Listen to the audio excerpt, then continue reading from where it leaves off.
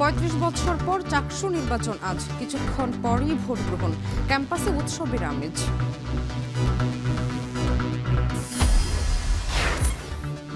মিরপুরে আগুনে নিহতদের মরদেহ হস্তান্তর ডিএনএ পরীক্ষার পর, ঘটনার পুনরাবৃত্তি ঠেকাতে কঠোর ব্যবস্থার তাগিদ।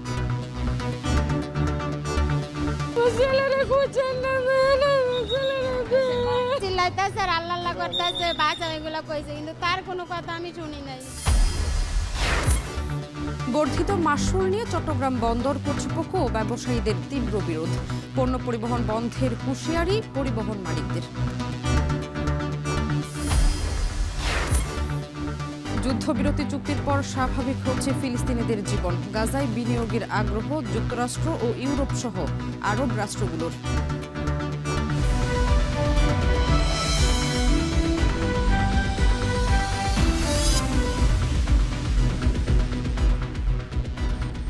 স্বাগত এখন বাজারে, পুরো আয়োজনে আপনাদের সঙ্গে আছি আমি শামীমা শাম্মী। ৩৫ বছরের অপেক্ষার প্রহর শেষ, আজ সপ্তম চাকসু নির্বাচনকে কেন্দ্র করে চট্টগ্রাম বিশ্ববিদ্যালয় ক্যাম্পাসে উৎসব মুখর পরিবেশ। সকাল ৯টা থেকে বিকেল ৪টা পর্যন্ত চলবে ভোট গ্রহণ। এ নিয়ে বিস্তারিত জানাতে বিশ্ববিদ্যালয় এলাকা থেকে যুক্ত হচ্ছেন শোয়েব রহমান ও বিশ্ববিদ্যালয় এলাকার কলা ভবনের সামনে আছেন ফয়সাল করিম। শুরুতেই যাব শোয়েবের কাছে। শোয়েব, আর মাত্র কিছুক্ষণ পর ভোট গ্রহণ শুরু হবে, ক্যাম্পাসে প্রার্থী ও ভোটারদের উপস্থিতি কেমন দেখছেন?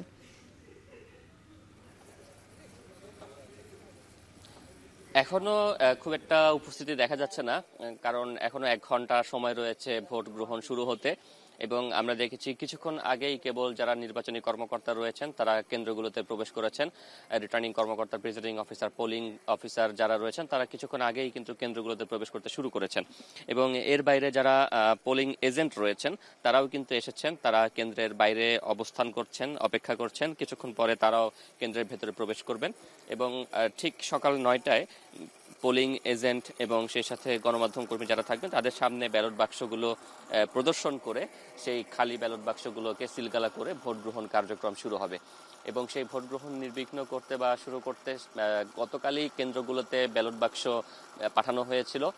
ব্যালট বাক্সের পাশাপাশি কলম সহ ছোটখাটো যে সকল জিনিসপত্রের প্রয়োজন হয় সেগুলো পাঠানো হয়েছিল। তবে গুরুত্বপূর্ণ বা গোপনীয় যে জিনিসগুলো রয়েছে, বিশেষ করে ব্যালট পেপার, অমোচনীয় কালি, সেগুলো কিন্তু আজ সকালে কেন্দ্রগুলোতে পাঠানো হবে। সেগুলো এখনো এসে পৌঁছেনি এবং সেগুলো নির্বাচন কমিশনের তত্ত্বাবধানে গোপনে সংরক্ষিত রয়েছে। সেখান থেকেই কেন্দ্রগুলোতে সেই ব্যালট পেপার, অমোচনীয় কালি, সিল সেগুলো এখানে কিন্তু কিছুক্ষণ মধ্যে হয়তো বা পাঠানো হবে।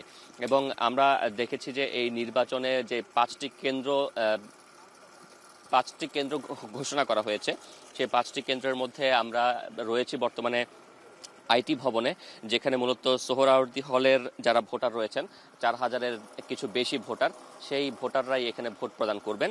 এবং সেই জায়গা থেকে আমরা জেনেছি যে ছাত্র শিবির সমর্থিত প্যানেলের ভিপি জিএস প্রার্থী এবং ছাত্র দল সমর্থিত মনোনীত যে প্যানেল সেখানকার ভিপি প্রার্থী, তারা 3 জন এই ভবনটিতেই বা এই ভোট কেন্দ্রে তারা ভোট প্রদান করবেন। এবং সকাল 9টায় ছাত্র দলের ভিপি প্রার্থী সাজ্জাদ হোসেন হৃদয় এবং ছাত্র শিবির সমর্থিত প্যানেল সম্প্রীতির শিক্ষার্থী জোটের জিএস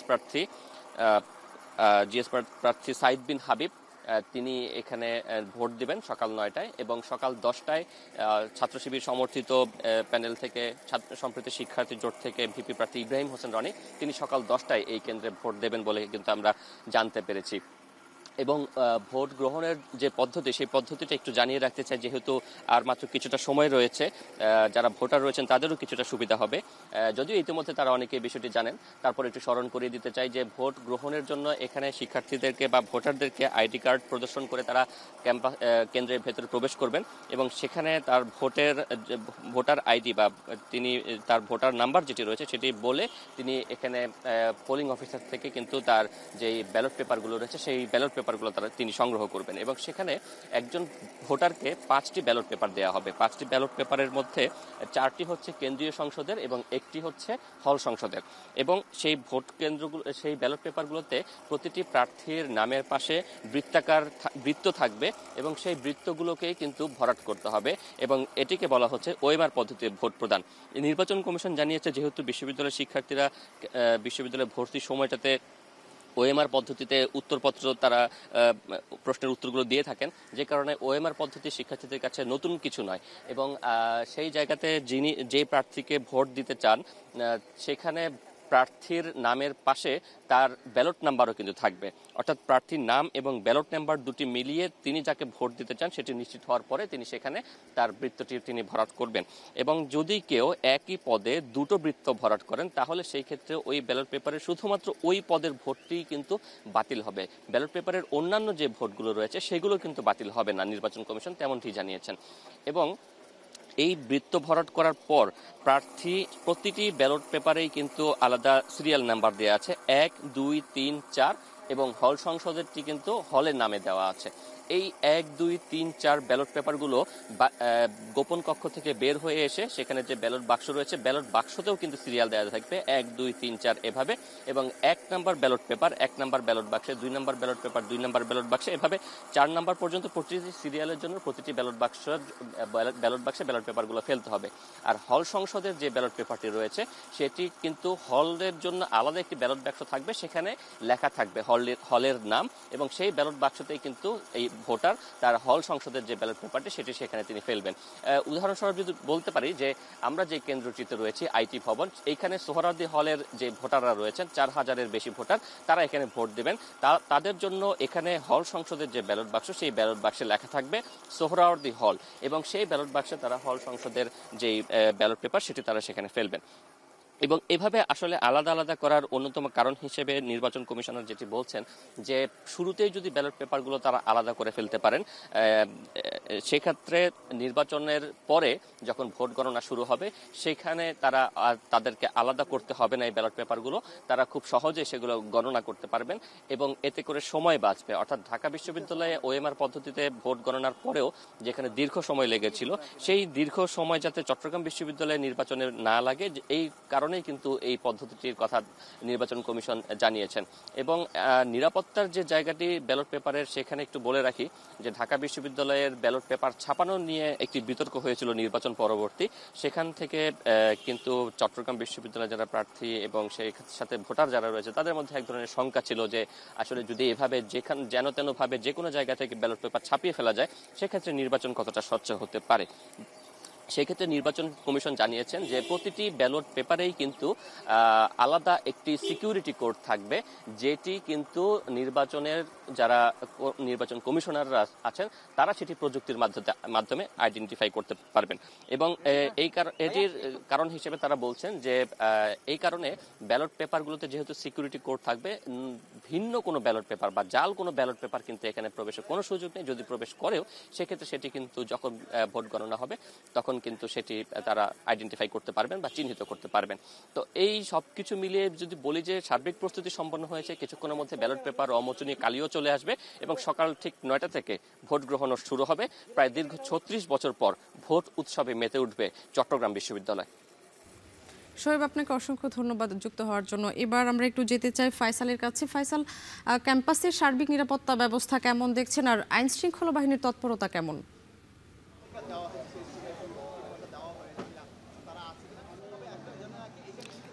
আমি আজকের সকালটি বহুল কাঙ্ক্ষিত একটি সকাল চট্টগ্রাম বিশ্ববিদ্যালয়ের জন্য, যে সকালের জন্য 35 বছর অপেক্ষায় ছিল শিক্ষার্থীরা। বিভিন্ন প্রজন্ম চলে গেছে কিন্তু চাকসু নির্বাচন আসলে কেউই পাননি। আমরা দেখছি 35 বছর পর এখনকার যারা প্রজন্ম আছেন তারা চাকসু নির্বাচন দেখছেন, তারা নিজেদেরকে সৌভাগ্যবান মনে করছেন এবং এমন একটি কাঙ্ক্ষিত যেই বিষয় সেটিকে আসলে সফল করার জন্য আমরা দেখছি যে প্রশাসনের পক্ষ থেকে ব্যাপক প্রস্তুতি নেওয়া হয়েছে এবং প্রস্তুতি সকাল থেকে আমরা দেখছি। চট্টগ্রাম বিশ্ববিদ্যালয়ের 0 পয়েন্টে আছি, একেবারে মূল প্রবেশ ফটক যেটাকে ধরা হয় চট্টগ্রাম বিশ্ববিদ্যালয়ের যে গেট সেটি দেখা যাচ্ছে এবং এখানে আসলে চলাচল সীমিত করা হয়েছে এবং গতিবিধি নিয়ন্ত্রণ করা হচ্ছে। যারা আসছেন তাদের আইডি কার্ড দেখিয়ে প্রবেশ করতে হচ্ছে এবং যে সকল যানবাহন প্রবেশ করছে সেগুলো কিন্তু তারা চেক করে প্রবেশ করাচ্ছেন। বিশেষ করে সংবাদ মাধ্যমের গাড়ি, পুলিশের গাড়ি এবং বিশ্ববিদ্যালয় প্রশাসনের যে গাড়ি, এইসব গাড়ি ছাড়া অন্যান্য যানবাহন প্রবেশে এখানে নিষেধাজ্ঞা আছে। যে সকল বাস কিংবা গণপরিবহন শহর থেকে আসছে সেগুলো 0 পয়েন্টের বাইরে অবস্থান করছে, কিংবা এখানকার যেই গণপরিবহনগুলো আছে সিএনজি অটোরিকশা কিংবা অটোরিকশা যেগুলো আছে সেগুলোর গতিবিধি কিন্তু নিয়ন্ত্রিত এবং বিশ্ববিদ্যালয় ক্যাম্পাস জুড়ে আমরা দেখছি ইতিমধ্যেই বিপুল পরিমাণ আইন শৃঙ্খলা বাহিনীর সদস্য নিয়োজিত রয়েছে বা মোতায়েন করা হয়েছে।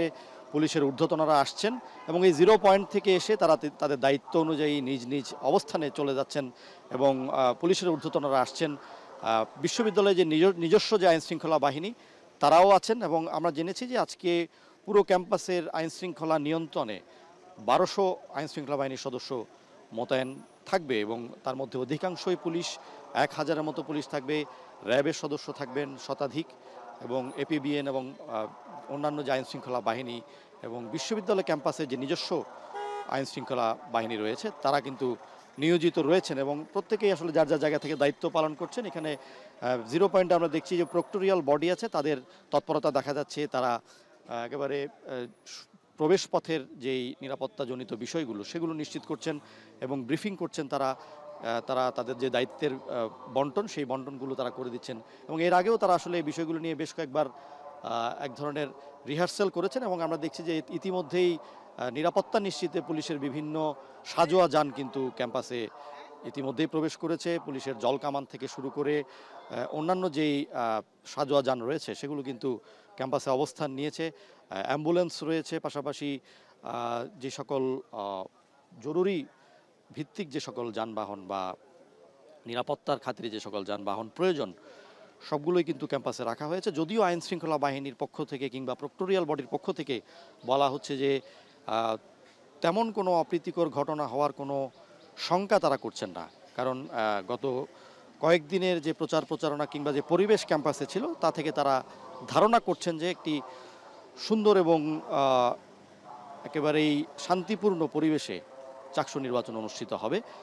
কয়েকটি অপ্রীতিকর ঘটনা ঘটেছে, তাও নির্বাচনী আচরণবিধি লঙ্ঘনের কিছু অভিযোগ এসেছে।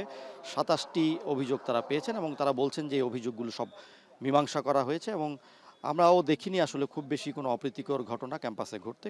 শান্তিপূর্ণ পরিবেশেই প্রচারণা হয়েছে। প্রার্থীরা তাদের প্রচারণা চালিয়েছেন, জনসংযোগ করেছেন এবং আজকেও তারা আশা করছেন, যারা প্রক্টোরিয়াল বডি আছেন, যে শান্তিপূর্ণ পরিবেশেই নির্বাচন অনুষ্ঠিত হবে এবং তার জন্য তারা নিজেদের সদস্য যেমন রেখেছেন বিভিন্ন কেন্দ্রে। আমরা জানি যে 5টি অনুষদে 15টি ভোট কেন্দ্র, যে কেন্দ্রগুলোকে ঘিরে এবং কেন্দ্রের আশপাশকে ঘিরে 2.5 শতাধিক সিসিটিভি ক্যামেরা স্থাপন করা হয়েছে প্রশাসনের পক্ষ থেকে এবং গোপন কক্ষ ছাড়া যে সকল স্থানে সিসিটিভি রাখা প্রয়োজন মনে করেছে প্রশাসন, সব জায়গায় আসলে সিসিটিভি এবং ভোট গণনার জন্য বা ভোট কার্যক্রম চালানোর যেই দৃশ্য সেটি কিন্তু বাইরে এলইডি স্ক্রিনে তুলে ধরা হচ্ছে। তো সব ধরনের প্রযুক্তির সহায়তা নেওয়া হয়েছে যাতে কোনো ধরনের কারচুপির সুযোগ না থাকে, কোনো জালিয়াতির সুযোগ না থাকে, কোনো ধরনের অভিযোগ যাতে না থাকে, সেই বিষয়গুলো তারা নিশ্চিত করেছেন এবং পাশাপাশি ভোট গণনা যাতে দ্রুত করা যায় সেক্ষেত্রেও ওএমআর পদ্ধতির সহায়তা নেওয়া হচ্ছে। তো সব মিলিয়ে প্রশাসন আসলে খুব ভালোই প্রস্তুতি নিয়েছে বলা চলে এবং আমরাও দেখছি যে বিশ্ববিদ্যালয় 0 পয়েন্ট থেকে শুরু করে একেবারে প্রতিটি ভোট কেন্দ্রে আসলে বাড়তি নিরাপত্তা যেমন রয়েছে তেমনি প্রশাসনের প্রস্তুতি রয়েছে। আমরা দেখছি যে ক্যাম্পাস জুড়ে মাইকিং চলছে, নির্দেশনাগুলো কিন্তু মাইকে তুলে ধরা হচ্ছে, যারা আসছেন তারা নির্দেশনাগুলো জানতে পারছেন। পাশাপাশি আমরা দেখছি যে ক্যাম্পাসের বিভিন্ন পয়েন্টে বিভিন্ন নির্দেশনা দেয়া হয়েছে, কোন ভবন কোন দিকে সেই বিষয়গুলো কিন্তু তারা নির্দেশনা দিয়েছেন এবং মূলত 3টি প্রবেশপথ রাখা হয়েছে। ক্যাম্পাসের অনেকগুলো প্রবেশপথ আছে কিন্তু আজকের জন্য 3টি প্রবেশপথ দিয়ে চলাচল করতে পারবেন যারা এখানে আসবেন। এই 0 পয়েন্ট থেকে ডান দিকে যে সড়কটি চলে গেছে সোহরাওয়ার্দী হলের দিকে, সেদিক দিয়ে মূলত যানবাহন প্রবেশ করছে, আর কাটা পাহাড় অর্থাৎ ব্যবসা অনুষদের পাশ দিয়ে যে সড়কটি গিয়েছে সেদিক দিয়ে কিন্তু ভোটাররা প্রবেশ করতে পারছেন। এবং আমরা আরেকটি সড়ক যেটি জেনেছি যে শহীদ মিনারের সামনে দিয়ে যে সড়কটি এসেছে মেয়েদের হলের সামনে দিয়ে, সেই সড়ক দিয়ে কিন্তু প্রবেশ করছে যারা ভোটার আছেন এবং যারা প্রবেশ করছেন তাদের ক্ষেত্রে আইডি দেখে কিন্তু প্রবেশ করতে হচ্ছে এবং যারা প্রথম বর্ষের শিক্ষার্থী আছে তারা ব্যাংক স্লিপ দেখিয়ে প্রবেশ করতে পারছেন এবং প্রবেশে কিন্তু আমরা দেখছি কড়াকড়ি আছে। বিশেষ করে এই সময়টাতে অনেকেই প্রবেশ করবেন এবং সকাল 7:10 প্রথম ট্রেনটি কিন্তু বটতলী স্টেশন থেকে ক্যাম্পাসের উদ্দেশ্যে ছেড়ে এসেছে। কিছুক্ষণ পরেই সেটি ক্যাম্পাসে পৌঁছবে এবং যেটিতে করে অধিকাংশ শিক্ষার্থী কিন্তু আসবে। এবং বিশ্ববিদ্যালয় প্রশাসন জানিয়েছে যেহেতু 24 কিলোমিটার দূরের একটি ক্যাম্পাস শহর থেকে, সেই ক্যাম্পাসে আসলে অধিকাংশ ভোটারই কিন্তু শহরে থাকেন। তো এই চ্যালেঞ্জটির জন্য একটি বিশেষ ব্যবস্থা তারা করেছেন এবং প্রশাসন জানিয়েছে যে আসলে আজকে 2 জোড়া বাড়তি ট্রেন যেমন ব্যবস্থা করা হয়েছে, অর্থাৎ মোট 11টি ট্রেন কিন্তু আজকে শহর থেকে ক্যাম্পাসে যাওয়া আসা করবে এবং বাসের ব্যবস্থা করেছে। মোট 15টি বাস বিশ্ববিদ্যালয়ের শিক্ষার্থী এবং যারা ভোটার আছে তাদেরকে আনা নেওয়া করবে। পাশাপাশি গণপরিবহন আছে, অন্যান্য পরিবহনও রাখা হয়েছে, তবে সেসব পরিবহনের প্রবেশ সীমিত, কিন্তু ভোটারের উপস্থিতি যাতে সর্বোচ্চ হয়, অর্থাৎ 27,500 যে ভোটার রয়েছে বিশ্ববিদ্যালয়ের, সেই 27,500 ভোটারের মধ্যে সর্বোচ্চ ভোটার যাতে নিশ্চিত করা যায় সেই বিষয়টি দিকে নজর দিয়েছে প্রশাসন। এবং আমরা দেখছি যে ইতিমধ্যেই অনেক যানবাহন এসেছে এবং প্রথম যে ট্রেন সেটি আসার সাথে সাথে আরও বেশি ভোটারে মুখর হবে চট্টগ্রাম বিশ্ববিদ্যালয় ক্যাম্পাস। এবং যেটি বলছিলাম যে আসলে 35 বছর পর এমন একটি ভোর বা এমন একটি সকাল দেখছে চট্টগ্রাম বিশ্ববিদ্যালয়, যার মধ্য দিয়ে সপ্তমবারের মধ্যে চাকসু নির্বাচন অনুষ্ঠিত হবে। এবং আমরা যেটি জানি যে আসলে এতদিন ছাত্রদের পক্ষে কথা বলার জন্য কোনো প্রতিনিধি কিন্তু ছিল না, যেটি আসলে চাকসু নির্বাচনের মধ্য দিয়ে নিশ্চিত হবে এবং ছাত্ররা তাদের প্রতিনিধি নির্বাচন করতে পারবেন। তাদের একেবারে যে সকল দাবি দাওয়া থাকে, আমরা দেখেছি যে দাবি দেওয়ার জন্য ছাত্রদের মাঝে মধ্যেই পথে নামতে হয়, তাদের ক্লাস পরীক্ষার নানা ধরনের ব্যাঘাত ঘটে। ছাত্র প্রতিনিধি নির্বাচিত হলে সেই বিষয়গুলো নিশ্চিত হবে এবং আমরা যেটি জানি যে আসলে এই ছাত্র প্রতিনিধি নির্বাচিত হলে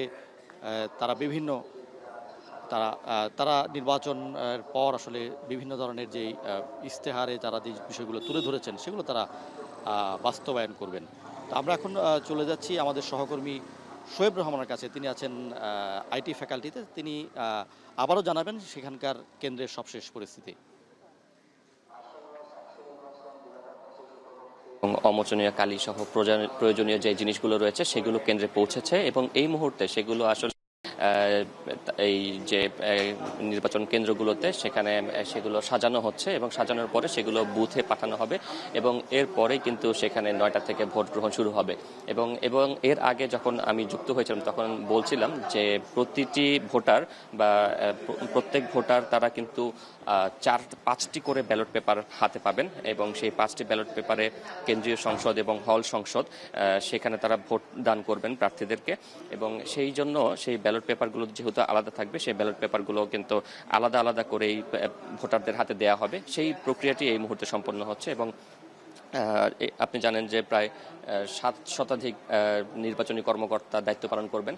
তাদের যেই পরিচয়পত্র সেগুলো এখান থেকে প্রদান করা হচ্ছে এবং সেগুলো প্রদান করার পরে নির্বাচনী কর্মকর্তাদের প্রতি যার কক্ষের যেই জিনিসপত্রগুলো রয়েছে ব্যালট পেপার এবং অমোচনীয় কালি সেগুলো নিয়ে তারা নিজ নিজ কক্ষে যাবেন এবং সেখানে কিন্তু পরবর্তীতে সকাল 9টা থেকে নির্বাচন অনুষ্ঠিত হবে।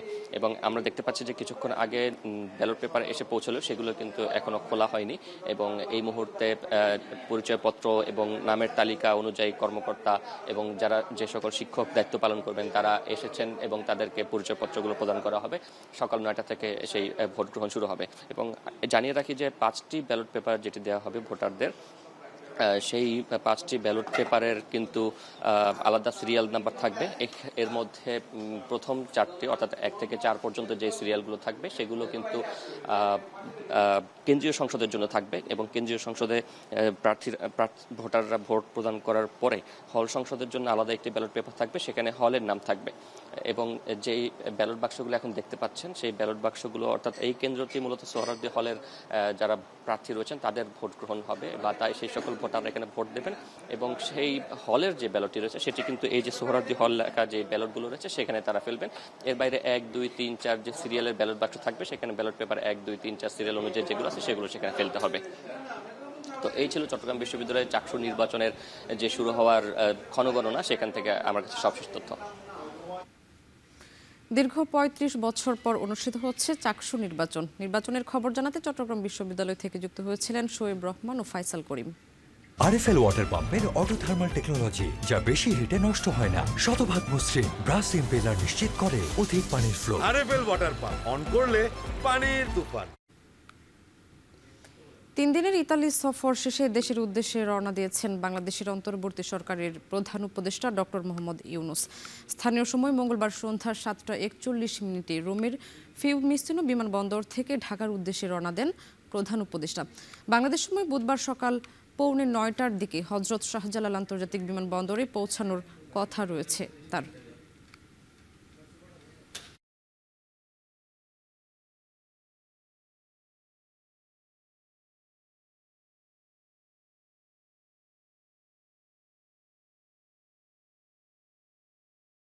বর্ধিত মাশুল কার্যকর নিয়ে চট্টগ্রাম বন্দর ব্যবসায়ীদের মধ্যে বিরোধ তীব্র হচ্ছে। নতুন হারে মাশুল আদায় স্থগিত রেখে সবার সাথে আলোচনা করে যৌক্তিক হারে বাড়ানোর আহ্বান জানিয়ে প্রধান উপদেষ্টার কাছে চিঠি দিয়েছেন বন্দর ব্যবহারকারীদের সংগঠন পোর্ট ইউজার ফোরাম। সরকার এতে সাড়া না দিলে বন্দরের কার্যক্রম বন্ধের মতো কর্মসূচি দেওয়ার ইঙ্গিত দিয়েছে সংগঠনটি। বিস্তারিত জানাচ্ছেন হাজেরা শিউলি। বন্দর ব্যবহারকারীদের আপত্তি সত্ত্বেও 1 মাস স্থগিত রাখার পর 56টি সেবার বিপরীতে গড়ে 41% হারে অতিরিক্ত মাশুল আদায় শুরু করেছে চট্টগ্রাম বন্দর কর্তৃপক্ষ। গত 14 অক্টোবর প্রজ্ঞাপন জারির পর থেকে এই সিদ্ধান্তের প্রতিবাদ করে বর্ধিত মাশুলের হার যৌক্তিক করা এবং বর্তমান সংকটকালে একযোগে 41% না বাড়িয়ে 10 থেকে 15% বাড়ানোর আহ্বান জানিয়েছিলেন ব্যবসায়ীরা। যদিও বাণিজ্য সংগঠনগুলোর মতামত ও অনুরোধ উপেক্ষা করে মাশুলের নতুন রেট বহাল রেখেছে বন্দর কর্তৃপক্ষ। এ অবস্থায় বর্ধিত মাশুল আদায় স্থগিত করতে প্রধান উপদেষ্টার দ্বারস্থ হয়েছেন ব্যবসায়ীরা। বন্দর ব্যবহারকারীরা বলছেন, চট্টগ্রাম বন্দর দেশের অর্থনীতির চালিকা শক্তি। তড়িঘড়ি করে বিপুল অঙ্কের মাশুল চাপিয়ে দিলে বৈশ্বিক প্রতিযোগিতায় টিকতে না পেরে দেশের আমদানি রপ্তানি বাণিজ্য মুখ থুবড়ে পড়বে। এক্ষেত্রে সব পক্ষের সাথে আলোচনা করে মাশুল নির্ধারণের আগ পর্যন্ত বর্ধিত হার কার্যকর না করার অনুরোধ করে চিঠি দিয়েছে পোর্ট ইউজার ফোরাম।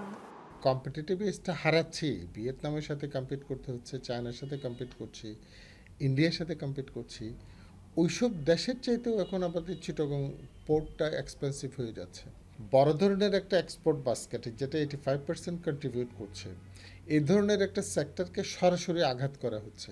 বিনীত নিবেদন হচ্ছে সরকারের কাছে যে এটা আপাতত স্থগিত রেখে স্টেক হোল্ডারদের সাথে দরকার হলে ধারাবাহিক মিটিং করে একটা যৌক্তিক সিদ্ধান্তে আসা দরকার।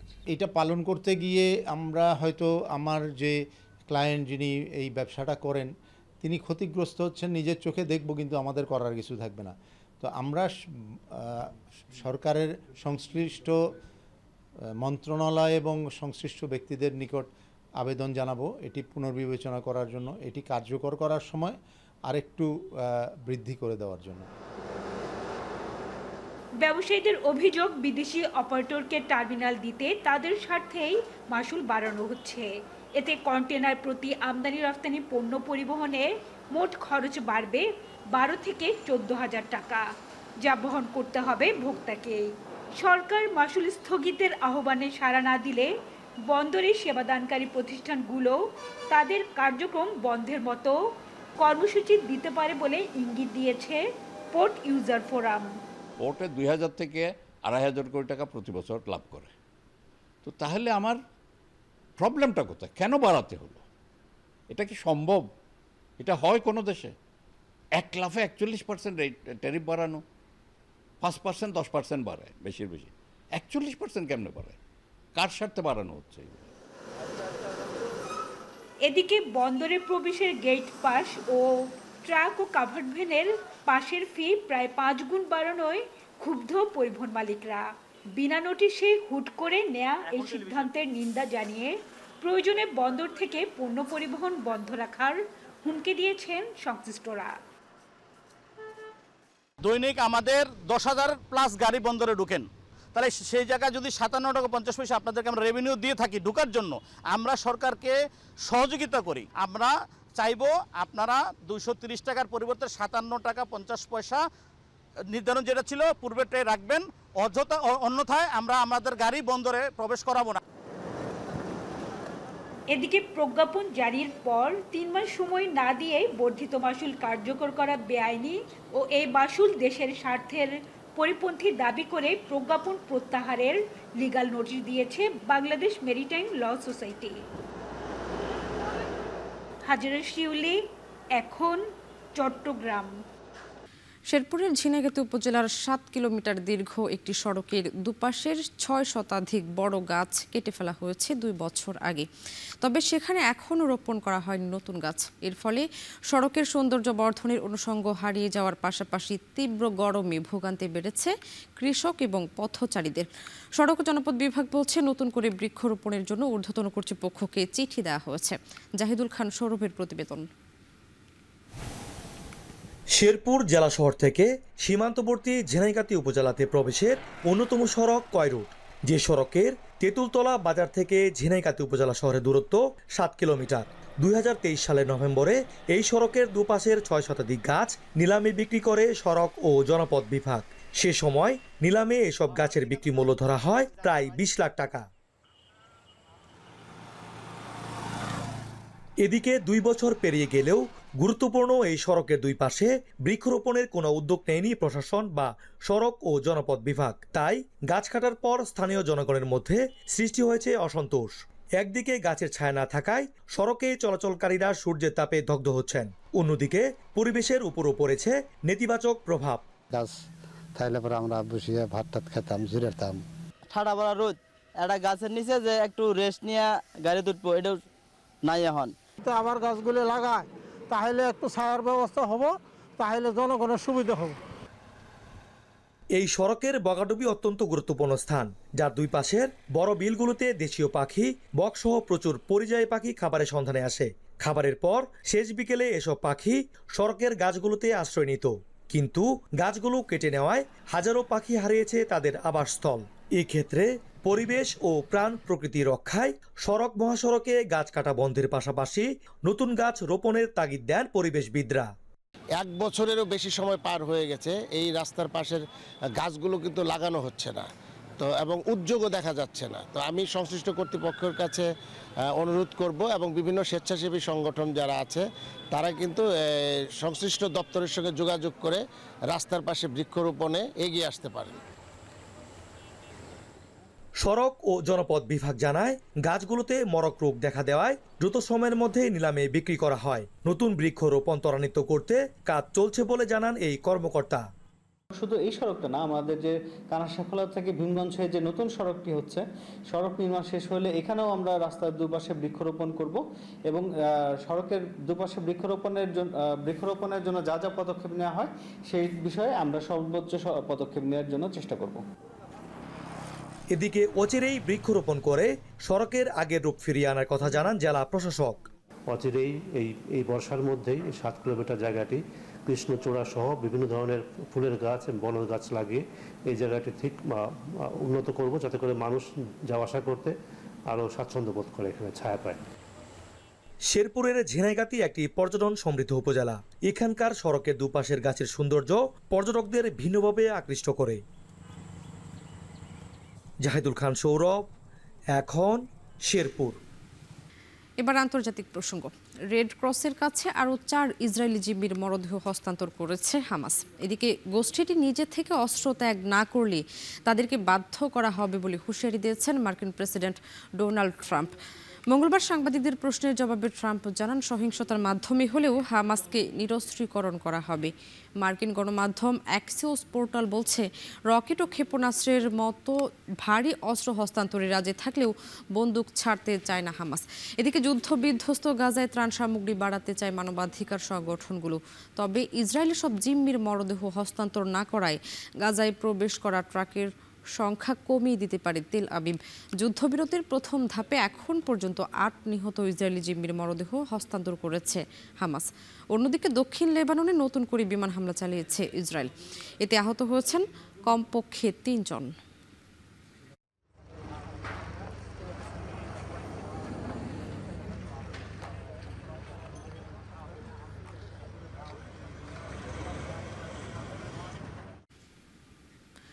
মিশরের শান্তি সম্মেলনে গাজার যুদ্ধবিরতি চুক্তি স্বাক্ষরের পর স্বাভাবিক হচ্ছে ফিলিস্তিনিদের জনজীবন।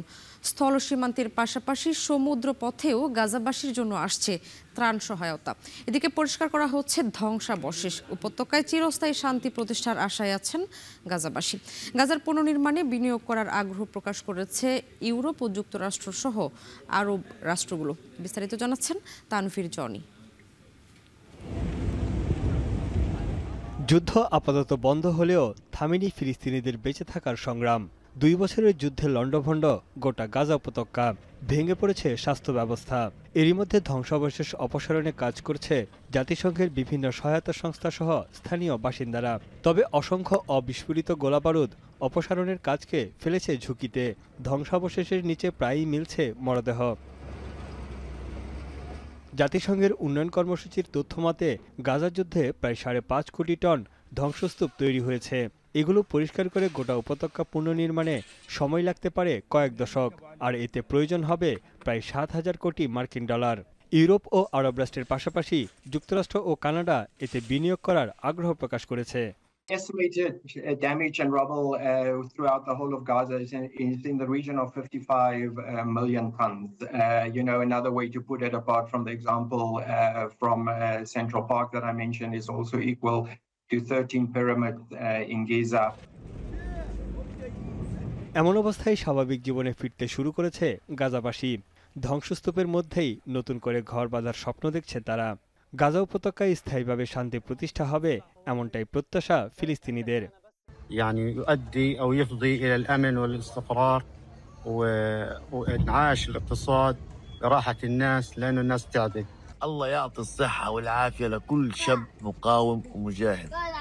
هم مش خايفين عليك ولا على شعبك، هم خايفين على الشعب الإسرائيلي. احنا بنشكر جميع الدول اللي ساهمت في وقف إطلاق النار سواء من الغرب أو من الشرق. গাজা শহরের বাসিন্দাদের জন্য বিশুদ্ধ পানি সরবরাহের ব্যবস্থা করেছে জাতিসংঘের শিশু বিষয়ক সংস্থা ইউনিসেফ। যুদ্ধের সময় বোমার হাত থেকে রক্ষার জন্য বিশুদ্ধকরণ পানির প্ল্যান্টটি সরিয়ে নেওয়া হয়েছিল। যুদ্ধবিরতি কার্যকরের পর তা পুনর্নির্মাণ করা হয়।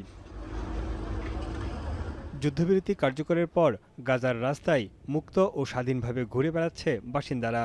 খান ইউনিস সহ বিভিন্ন শহরে বেড়েছে মানুষের কর্মব্যস্ততা। লোকজনের সমাগম দেখা যাচ্ছে স্থানীয় বাজারগুলোতে। গাজার অভ্যন্তরে প্রবেশ করছে একের পর এক ত্রাণবাহী ট্রাক। শুধু স্থল সীমান্ত দিয়ে নয়, সাগরপথেও এখন গাজাবাসীর জন্য আসছে খাদ্য সহায়তা। একটি জাহাজে করে শিশু খাদ্য ও প্যাকেটজাত পণ্যের 900 টন খাবার পাঠিয়েছে তুরস্ক।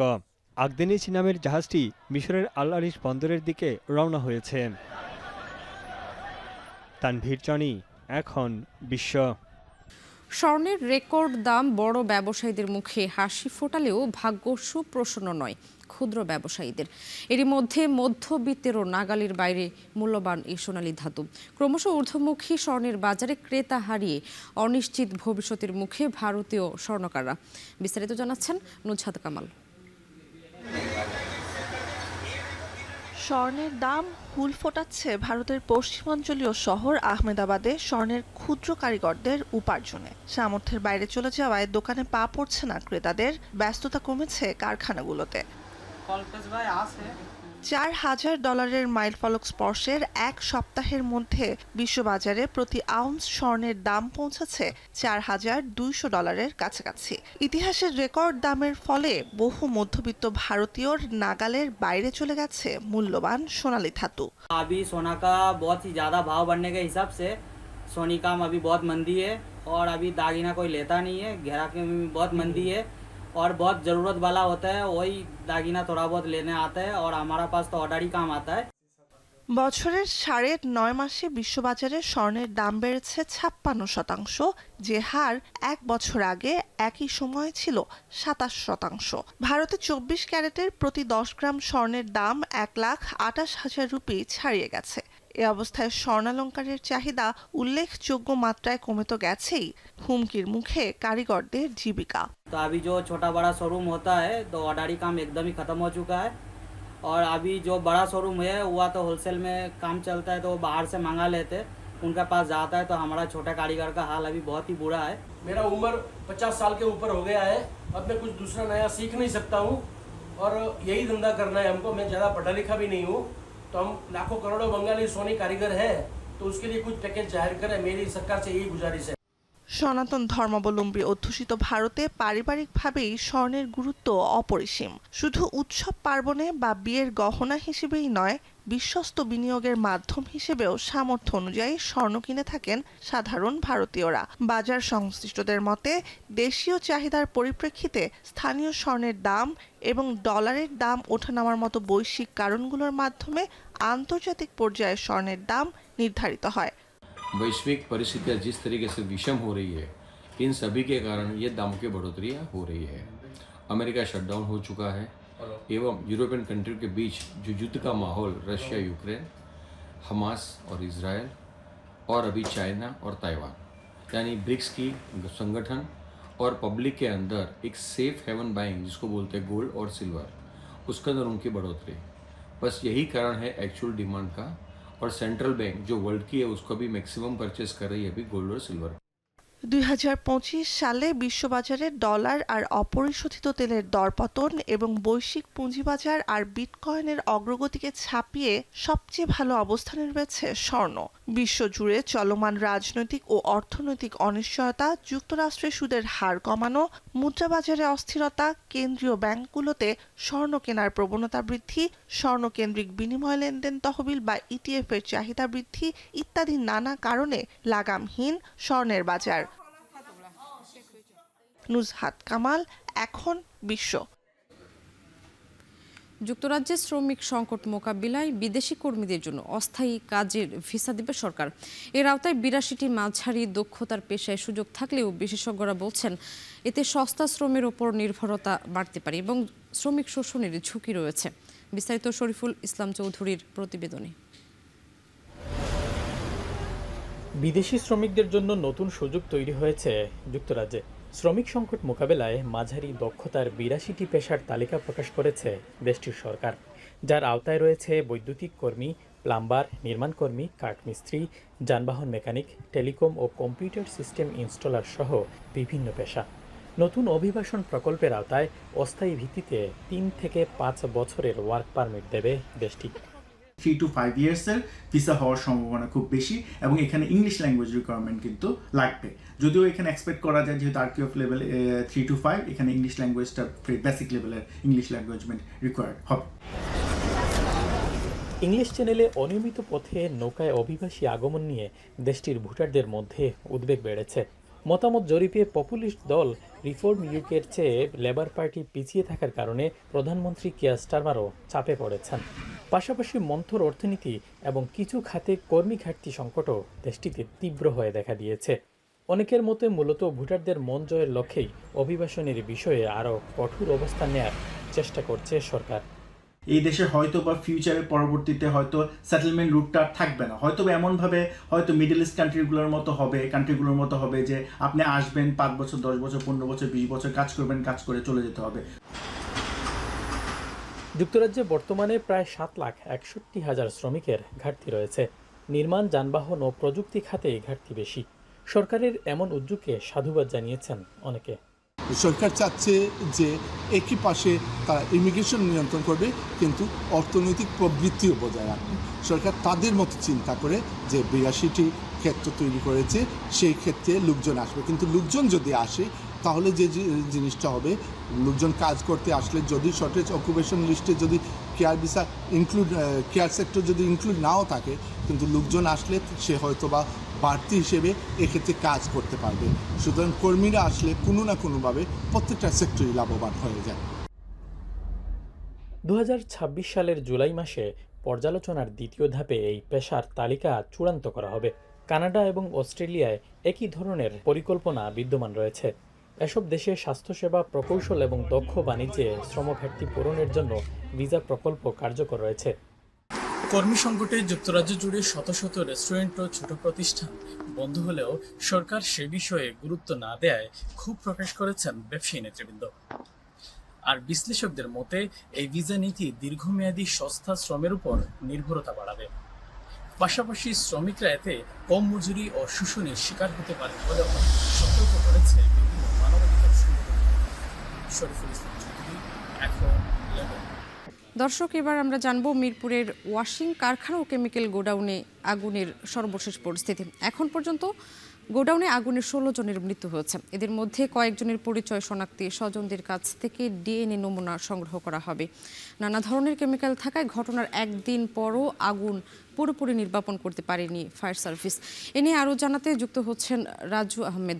রাজু, আগুন কখন নাগাদ পুরোপুরি নির্বাপন হবে, কি বলছে ফায়ার সার্ভিস? আর একই সঙ্গে জানাবেন কতজনের মরদেহ শনাক্তের জন্য ডিএনএ পরীক্ষার প্রয়োজন পড়বে, আর বাকিদের মরদেহ হস্তান্তর করা হয়েছে কিনা?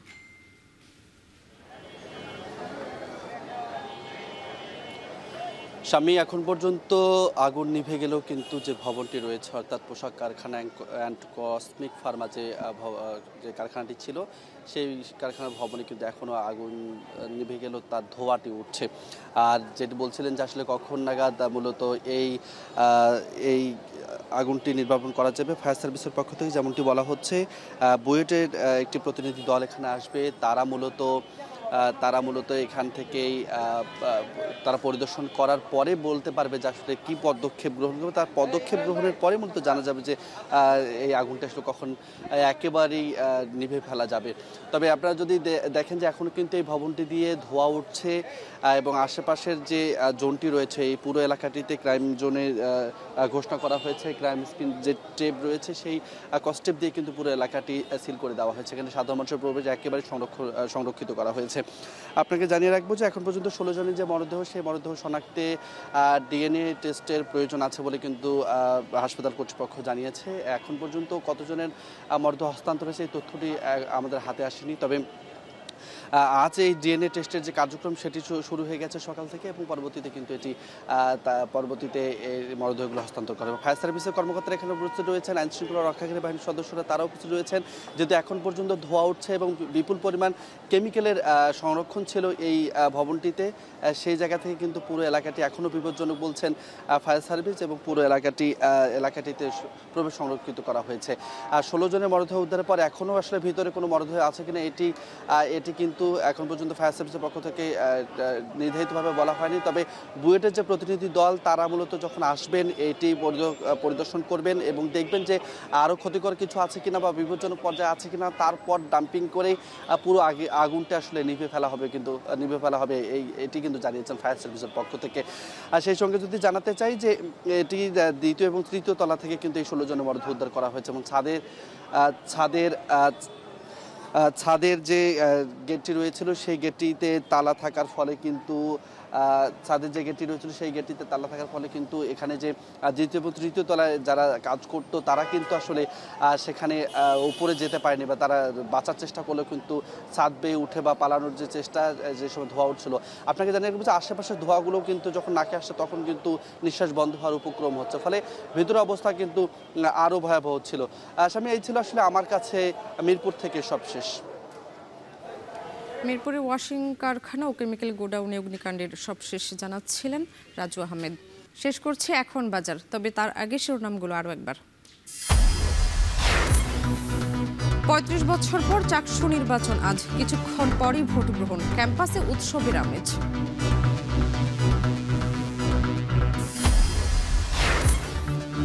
মিরপুরে আগুনে নিহতদের মরদেহ হস্তান্তর ডিএনএ পরীক্ষার পর, ঘটনার পুনরাবৃত্তি ঠেকাতে কঠোর ব্যবস্থার তাগিদ।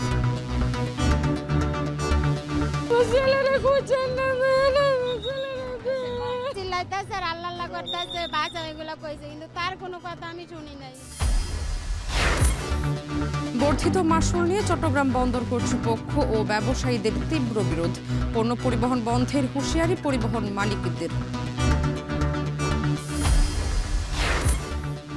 যুদ্ধবিরতি চুক্তির পর স্বাভাবিক হচ্ছে ফিলিস্তিনিদের জীবন, গাজায় বিনিয়োগের আগ্রহ যুক্তরাষ্ট্র ও ইউরোপ সহ আরব রাষ্ট্রগুলোর।